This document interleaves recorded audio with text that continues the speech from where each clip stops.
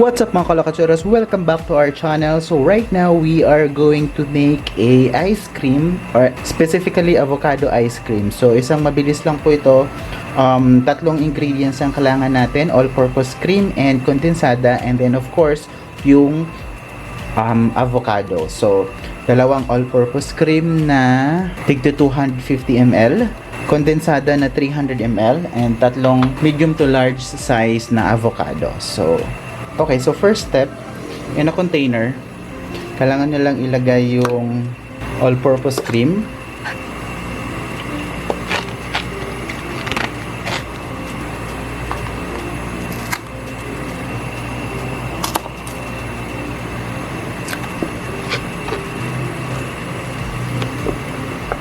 Okay, so and then, next is, kailangan nyo isang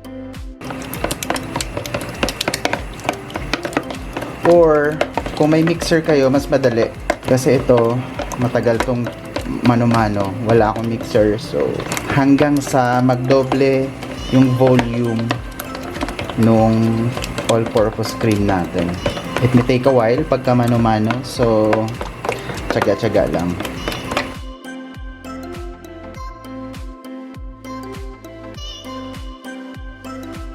A few moments later. Okay, so after several minutes na ayan, nagdoble na yung volume niya. So, lagay na po natin yung condensed milk. Ganun ulit. Mix natin ulit hanggang sa magmi-mix na siya.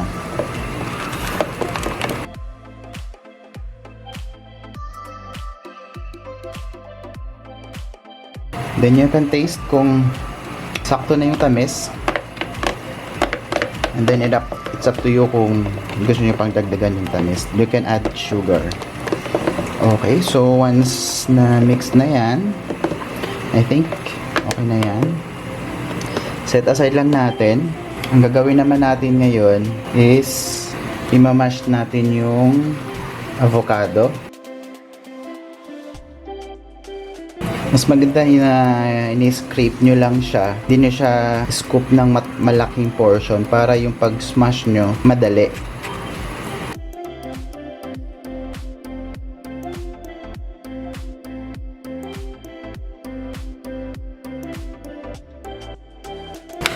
Okay, so kailangan lang natin siyang smash ng pinong-pino. Again, kung meron kayong blender, mas madali ito. Ako, since wala naman, mano-mano lang tayo. Okay, so once okay na, ilagay lang natin dun sa mixture ng all-purpose cream and takpan. All-purpose cream and condensed milk. Kailangan natin ulit i-mix yan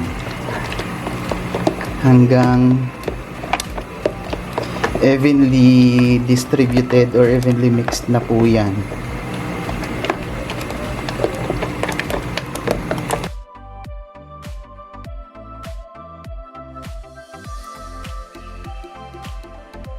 So I think na-mix na yan. Siguro kung may mixer kayo, mas maganda.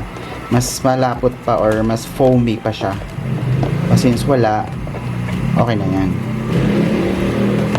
Okay, after that, okay, so in a container, dyan natin ilagay yung na-mix na natin.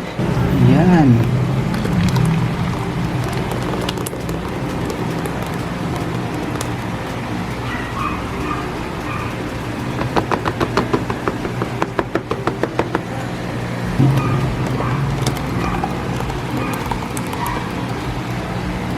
And then, so yan na yung lagay natin. Yan. Lalagay na natin yan sa ref. Sa freezer. Okay, so lalagay lang natin to sa freezer for overnight.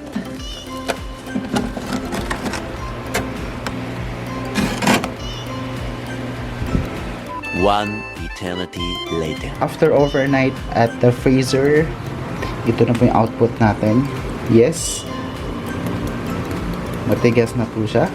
And right now, maglalagay tayo sa baso. Look at that. Oh.